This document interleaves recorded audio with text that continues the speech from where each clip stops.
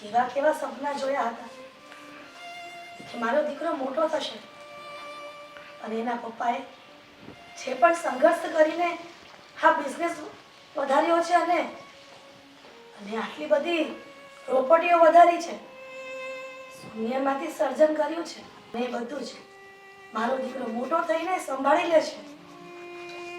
પણ આ દીકરો તો સાવ અલગ નીકળ્યો.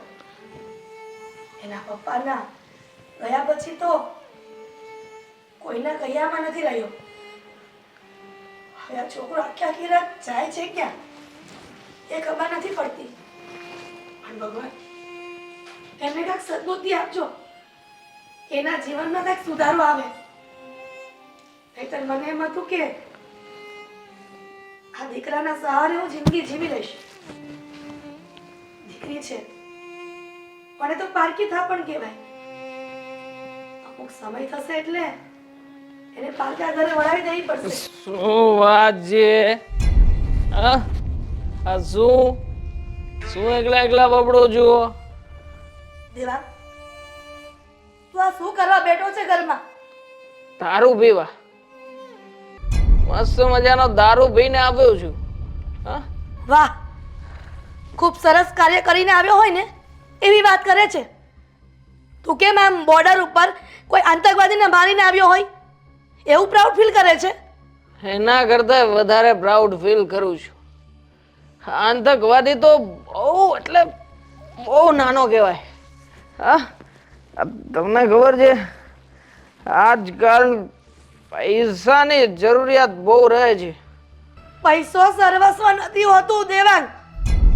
હવે તું આવી રીતના દારૂ પીને આખી રાત બહાર ભટકશે તો જે તારા બાપે આ શૂન્યમાંથી સર્જન કર્યું છે ને એ પાછું શૂન્ય થઈ જશે.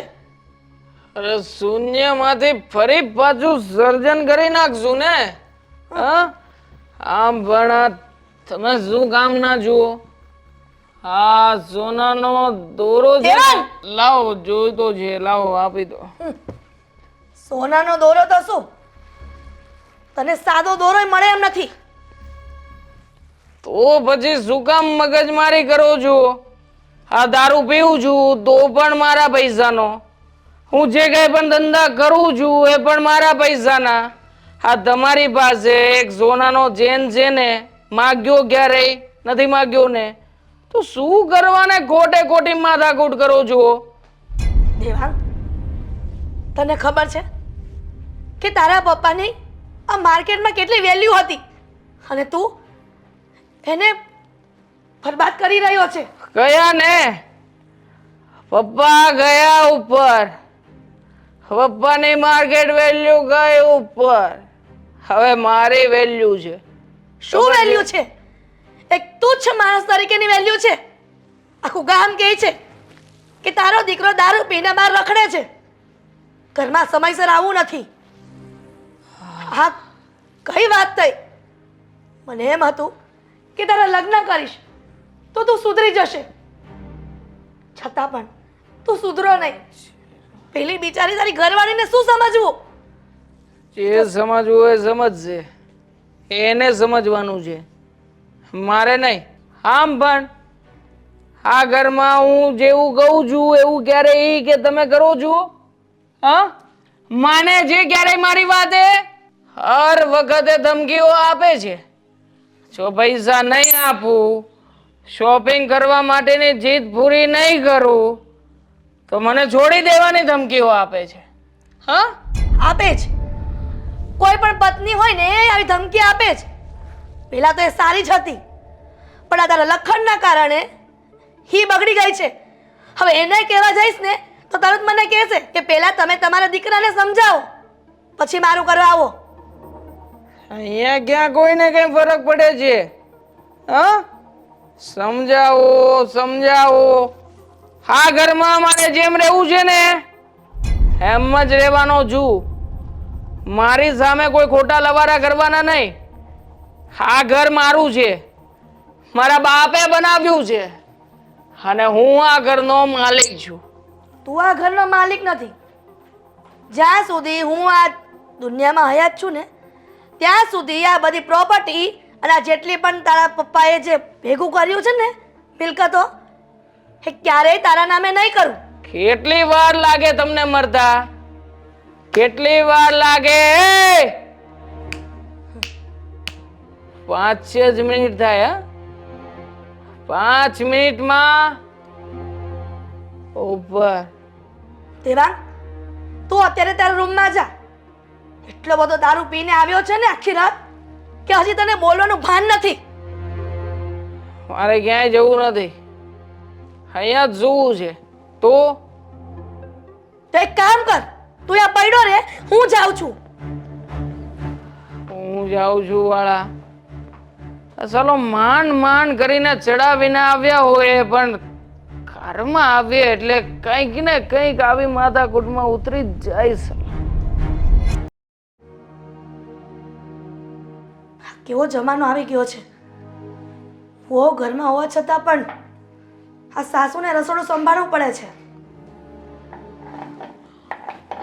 મમ્મી, હા, ચા બની? નથી બની. શું કરશો? શું કરશો મમ્મી? ચા પીવી છે મારે. રાત્રે લેટ આવી હતી તો માથું ચડ્યું છે. મીરા, તો આ રાત્રે લેટ આવવાનું બંધ કરી દે ને, તો માથું ના ચડે. તો શું કરું? આ ઘરે મારો હસબન્ડ તો ક્યારેય હોતો નથી, તો ઘરે રહીને કરવાનું શું? એના કરતાં બેટર ને કે ફ્રેન્ડ સાથે બહાર જતી રહું, મારું માઇન્ડ ફ્રેશ રહે, ટાઈમ નીકળી જાય. મીરા, માઇન્ડ ફ્રેશ કરવું હોય ને તો ઘરમાં પણ થઈ શકે છે, પણ તને કોઈ બોલવા વાળું નથી. એટલા માટે તું તારા મનમાં આવે ને એમ કરે છે. આ સવાર પડે ચા નાસ્તો બધો મારે કરવાનો. તું શું કરવા માંગે છે? શું કરવા માંગે છે એટલે શું? કહ્યું ને કે મારો હસબન્ડ ઘરમાં ન રહેતો હોય તો મારે આ ઘરમાં કામ શું હોય? જો મમ્મી, મારી સાથે પ્લીઝ બહેસ ન કરો. તમને પણ ખબર છે કે હું પહેલેથી જ આવી રીતે રહેલી છું. રાત્રે લેટ આવવું, સવારે લેટ ઉઠવું, કોઈ દિવસ કંઈ કામ ના કરવું, આ પહેલેથી જ છે મારી લાઈફ. પણ દીકરી સાસરે જાય ને એટલે સામેવાળા જેમ રહેતા હોય ને એવી રેણી કણીમાં રહેતા જીવવું પડે. અચ્છા, મને તો ખબર જ નહોતી.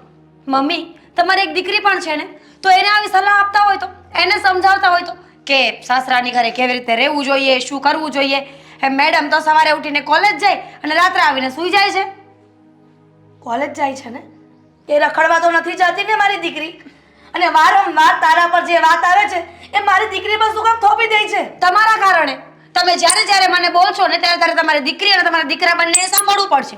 દીકરો પણ 24 કલાક દારૂના નશામાં હોય છે. કોણ જાણે મેં શું જોઈને લગ્ન કર્યા હતા.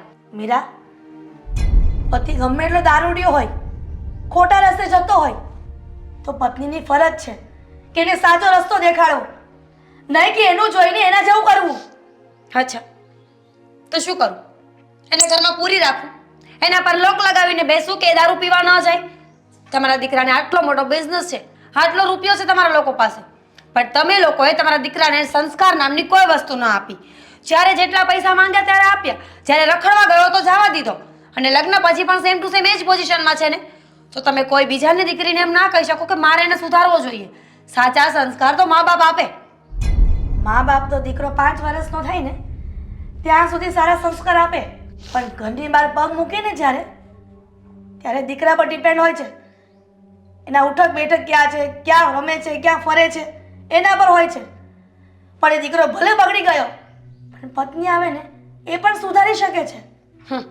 એ બધી કહેવાની વાતો છે. જો મારાથી ઘરના કોઈ કામ નહીં થાય અને તમારાથી પણ ના થતા હોય ને તો આપણે એક કામ કરીએ, એક મેડ લઈ આવો. એ ઘરના બધા જ કામ કરશે, એટલે ના તમારે ચિંતા કે ના મારે ચિંતા. આમ પણ આટલો બધો રૂપિયો છે, શું કરશો? ધૂળ થઈ જશે પૈસાની. વાહ, હવે તું મને સમજાવીશ કે આટલા બધા પૈસાની ધૂળ થઈ જશે? જો અમે આવું વિચાર્યું હોત ને અને આટલા બધા ઉડાવ્યા હોત ને તો આટલી બધી પ્રોપર્ટી અને આટલો પૈસો ભેગો ન થયો હોત. અને આવી રીતના તમે બંને પૈસા ઉડાવશો ને તો એક દિવસ આપણે રોડ પર રખડવાનો વારો આવશે. તો શું થઈ ગયું? રોડ પર રખડવાનો વારો આવશે ને તો રખડી લેશું, કારણ કે આમ પણ આ ઘરમાં હવે કઈ લઈ લેવાનું તો છે નહીં. બધા પોતપોતાની લાઈફને પોતાની રીતે જીવવા માંગે છે, તો પછી હું શું કામ બળતરા કરું? હું શું કામ મારી લાઈફને ન જીવું? મીરા, હા તારું ભાષણ મને ખબર છે શું કામ આપે છે. ફક્ત ને ફક્ત તને ખાલી કામનું કીધું ત્યાં તને આવું લાગ્યું. એક કામ કર ને, હવે ઘરમાં કામવાળી લઈ આવો. બીજું શું, આજ દિન સુધી તો આપણે જાતે કામ કર્યું છે, હવે રહી રહીને કામવાળી લાવો. તમારે જે કરવું હોય એ કરો, મને કાંઈ ખબર નથી. પણ મારા માટે ચા અને નાસ્તો બનાવો અને મને આપી જાઓ હોલમાં. મીરા, મીરા, આણે હવે હદ કરી છે. એકને સમજાવું તો એ નથી માનતો અને આને હા પણ નથી માનતી. શું કરવું ને એ ખબર નથી પડતી.